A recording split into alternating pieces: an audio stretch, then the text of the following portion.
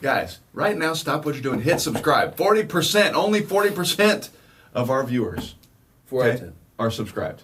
So only 4 out of 10. So 6 out of 10 of y'all. If it's you, I know the feeling when people do this. You're like, I don't want to click on it. For some reason in your heart, you don't want to click on the thing because of love.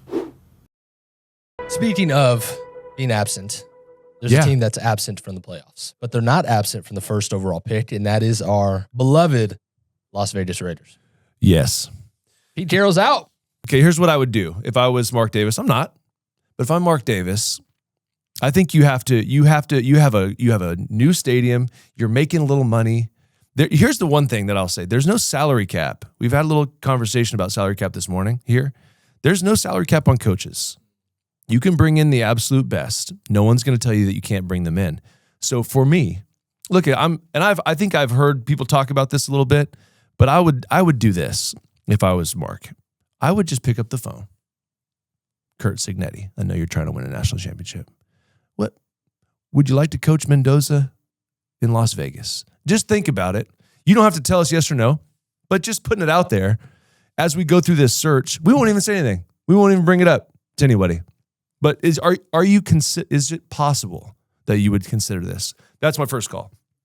My second call. Actually, my first call is to Kevin Stefanski. My very first call is to Kevin. Two-time Coach of the Year. Two-time Coach of the Year. Did a fantastic job. I don't think that the situation that he found himself in Cleveland, look, you can go Google the backstory between Kevin Stefanski and Shedeur Sanders and Deion Sanders. You can go figure that out for yourself. I want you to take a deep dive into that, and I want you to figure out maybe what was happening there. Because I saw, and this is not a knock on Kevin, I just observe these things. When you watch coaches on the sideline and they're kind of checked out. When Shedeur was out there, it wasn't like he was really involved in every decision and every, I guess he wasn't really concerned with growing the Shedeur Sanders train. Okay. Like he wasn't invested. You could feel it, right? It wasn't a Coach of the Year moment. So Kevin Stefanski would be my first call because I just think he's a great coach. I think schematically, I know you can say whatever you want about, but they didn't have nobody in Cleveland. Like their team was bad. They have what? They got Fannin, the young tight end. Maybe you could say Njoku. Judkins until he got hurt, but now he needs a whole leg. So I think for me, Stefanski is my second call. Obviously, and this may be why my friend is not here today. Where's Klint Kubiak? He's in Seattle, coaching a great football team. And honestly, Klint, since he was in New Orleans, has put together great offenses. And so he goes to Seattle, same thing. You plug him in. Minnesota in 21 with Kirk Cousins. Great. Record year. Great. Clint's great. So those three, Cignetti, obviously, just because, and this is going to be the thing with me, and Derek talks about this all the time. There are guys that, like Curt Cignetti in front of a room, we're locked in. Klint in front of a room, hey, he's just there, man. He just wants to make sure you do your job. There's different levels. Like people talk about, oh, he's not great in front of. There's just different ways to approach things. You can be Mike McDaniels. You can be in Miami, and you could be a guy that just kind of gets up there, and you're just, as long as you put guys in position to win and you bring in the right players, you don't have to be the guy that can lead. Like I had Tom Coughlin in New York, and he was dynamic. You get him up in front of a group of guys, you're going to want to run through a wall for that guy. There are other guys that I was with that would put me even in better positions, X's and O's wise, but they really didn't have that same feel in front of the room. So for me, you don't necessarily need that. I know there's going to be a lot of talk about it. You need the guy that could be a leader. You don't need that. You need a guy that's going to put me in position to make plays and give me the best possible shot and then bring the right guys in. So Klint needs to be powered with a powerful GM that can bring in good guys, that knows what he's doing. So hopefully Tom Brady has time with his girlfriend and he can figure this out because I want the Raiders to be good. I know my friend here wants the Raiders to be good. Maybe he's doing something about it right now. I don't know. We don't know where he is. Where's Derek? Anybody know? We don't know. So we're going to find out as we go along. Does that make it easier with Cignetti to get our guy? I think quarterback. I think I know that recently Cliff Kingsbury and Kyler Murray in Arizona didn't work out. That was a perfect offense to quarterback transition right into the NFL. And I think the only reason it didn't work out was because of the style in which they play. It's very loose. And in the NFL, you got to be tight. You have to be on it from the jump. And what I see with Cignetti and Mendoza is they are on it. They run the ball. Number one, we got Ashton Genty. We got Brock Bowers. They're going to run the football. And then when they throw it, they're very detailed. They're very precise. They have answers for things. A lot of times you watch these college guys, they don't have answers. I see Mendoza. I see him picking up stuff. I see them not taking a lot of free runners at the quarterback. So for me, I think that's a natural first call. Who knows? Maybe Curt doesn't want to go there. Maybe he doesn't want to leave Indiana. Maybe he's excited. Maybe he wants to win an NFL championship there. Maybe he just wants to go get paid and be an NFL head coach. We don't know. He was a wide receiver coach at Alabama. They weren't going to give him a shot. He said, I got to move on. I want to be the guy. So does he want to be the guy at the NFL, the highest level? Does he want to stay in college and deal with NIL? I don't know. We have to ask him. Is I that definitely the would move, call him. though? Do we for sure take Mendoza at 1? Or can we trade back? Well, I think here, like if I'm actually going to do this, if you put me in charge of the Raiders, I am a firm believer in the trenches, boots on the ground. Okay. I'm offense and defensive line. I'm trading all those picks for an absolute unit. Who's your quarterback? I don't care. Does Aiden O'Connell not come off the bench and beat the Chiefs every year? That is true. That's pretty. So, like, I know that that's not the popular thing, and I understand how the NFL works now. It is fire coaches, draft quarterbacks high. I understand how that works. I was one of those guys, okay? But if we're really trying to do this thing, we get a guy that can come in and establish that offense and defense line is what we're going to do. Just look at Philly.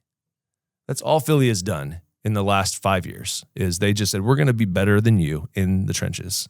And then we're going to, Philly's been booed all year in their home stadium. Yeah. And where do they find themselves? Right there, right in the They're not dance. exciting.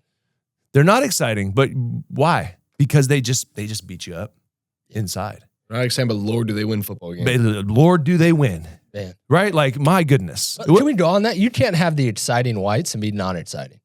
Did you see the other day? I can't remember which one it was, but one of the opponents said, "Hey, what's up, Coop?" or whatever he said, and he's like, "Oh, I'm the other one." Imagine there only being two. That's crazy. That's actually wild. It used to be when we would see an exciting white in the secondary, we were attacking. Right. I remember I got yelled at one time because we threw all go backed up, right? And there was a white corner and there was a non-white corner. And this one on the right was closer. The white guy knew he was off. Back Like, up. that's where I'll go. I'm not going to throw. He's 15 yards off. Yeah. I'm going to throw it to him. I came to the sideline and Kevin Gilbride said, "You throw it at him every time." I said, "Is that why you called that, Kevin?" That's crazy. The evolution of the white corner. The evolution has been crazy. Look, we got a long way to go, right? But we're working our way into the secondary. That's right. We've come a long way from Jason Sehorn. I remember Jason Sehorn, his pants fell down mid play. I'm like, Jason, that's a bad look for us, bro. Did you play Jason Sehorn? Yeah. No way. Come on, bro. Play him I'm or play with him? Both. You played with him? I didn't too? play with him at New York. I did not play with him. Okay. I definitely played against him. I don't even know where we were going there, but we went exciting whites and I got excited. But Raiders, first overall pick. We know what we're doing. look, they're going to take Mendoza probably. But go trenches. But can we just build a trench? But do you think out of every team that now needs a coach, they are probably the most exciting? And if I was a coach, the most Bro, like, the sign biggest me job. up, man. Maybe that's where he is. Like over Is I'd Derek go- Carr the head coach of the Raiders?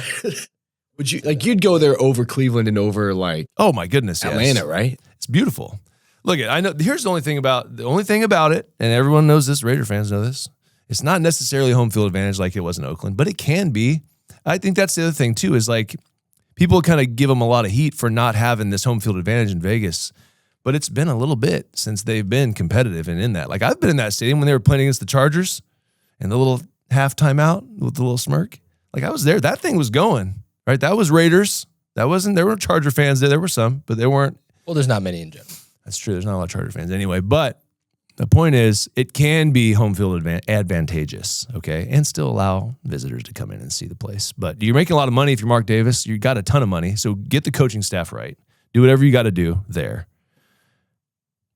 And I think you're not that far, bro. Like, if you here, what I'm doing is I'm thinking if I don't take Mendoza, what happens? That's I understand. And close with this. There's got to be something for an organization that sticks with their quarterback and sticks with their head coach. You know what? Continuity is so lost. I'm with you there, and I would only say that it's our fault. That's our fault in the world out here because we allow these guys to be run out. We allow the talk of Mike Tomlin and Stefanski to be fired, and for all these guys we're like, next, and it's not a